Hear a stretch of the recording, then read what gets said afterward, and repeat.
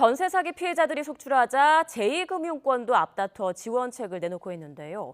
하지만 부동산 PF 대출로 건전성이 우려되는 마당에 이런 조치가 일부 기관의 부실을 더 키울 수 있다는 지적도 나옵니다. 김지선 기자입니다. 은행권이 전세 사기 피해자 지원 대책을 내놓자마자 제2금융권도 비슷한 대책을 쏟아냈습니다.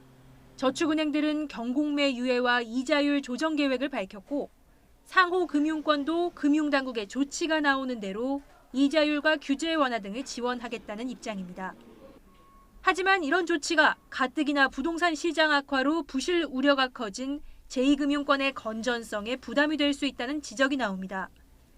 경매나 매각 절차가 늦어지면 채권에 대한 지연 이자도 늘어 개별 기관이 감당하기 어려워질 수도 있기 때문입니다.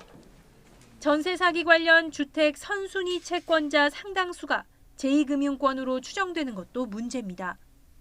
이 금융권은 건전성이 취약할 수밖에 없고 특히 이제 이미 부동산 PF 작년 말부터 시작된 거에 좀 타결함 받았거든요. 피해를 지원하는 것도 중요하지만 금융기관 자체가 흔들려 버리면 안 되니까. 이들 기관의 심상치 않은 연체율 오름세도 우려를 키우고 있습니다. 지난해 말 기준 저축은행 연체율은 3.4%, 상호금융권은 1.52%로 은행과 비교해 더 가파르게 오르고 있습니다.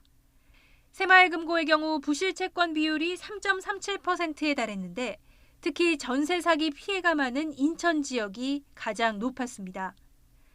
금융권의 전세 사기 피해 지원도 좋지만 동시에 정부가 부실 관리를 더 강화할 필요가 있다는 목소리가 커지는 이유입니다. 우려가 커지자 금융감독원은 최근 상호금융권에 대해 충당금 추가 적립 등 내부 통제 강화를 주문했습니다. YTN 김지선입니다.